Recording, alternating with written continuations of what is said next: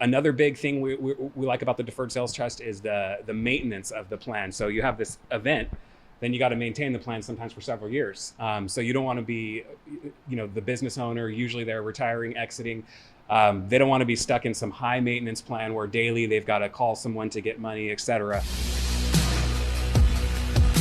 So Tim, talk about a little bit of your experience so far about learning about it, maybe some concerns or questions you have, and let's dive in for our audience to see if we can dig in a little bit more about what you like, what you might be concerned about, and what a client might be looking at this for the first time would want to you want them to know. Yeah, so the Deferred Sales Trust has been around for a while, and we've been recently working on those a little bit with you, and what we really like about that plan is the simplicity that it's built on. It's squarely pegged on Revenue Code 453, which has been around forever. That's in layman's terms, that is, I don't pay tax on money I haven't received. I pay tax when I get it. So it is a deferral strategy, right? We typically say deferral strategies are less aggressive and less likely to end up in a problem because you're not minimizing tax. You're not changing your tax necessarily. You're just deferring on what you have going on. So another big thing we like about the deferred sales trust is the maintenance of the plan. So you have this event, then you got to maintain the plan sometimes for several years. So you don't want to be, the business owner, usually they're retiring, exiting.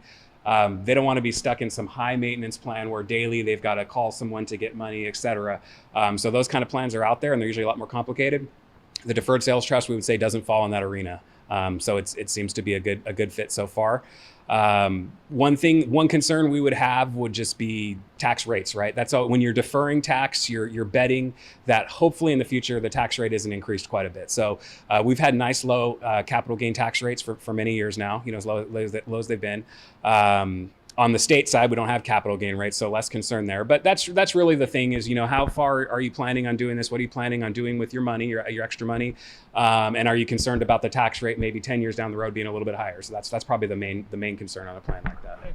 David, what would you add to that? Anything that comes to mind that you would say, hey, before you do this, keep this in mind, and this is where I think it's good. This is where I think you'd want to be, make sure you have this really nailed down before you do the deal.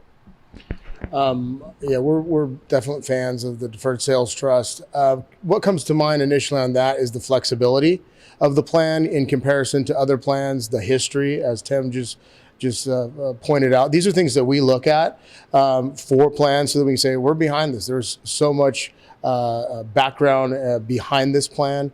I haven't seen anything more flexible than a Deferred Sales Trust, and yeah, we like the plan a lot. So.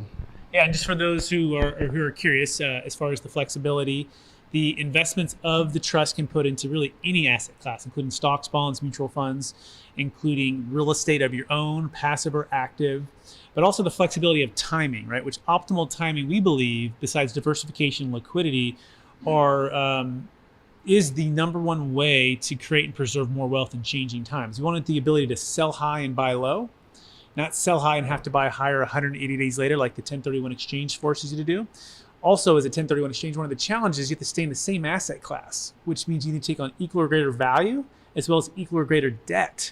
And so this creates opportunity for risk. The more debt you have in a changing marketplace and the higher you're paying for a property, the more you can be in a challenging compromised position. And so instead you can sell, you can defer your tax, you can pay off your debt, and you can dollar cost average into stocks, bonds, mutual funds, real estate with yourself or with your partners. You can also just sit in the bank and be patient and wait. You can also move out of state, establish residency, and start receiving income in that state, which is kind of a nice play on net income tax advantage, as well as the estate tax, right?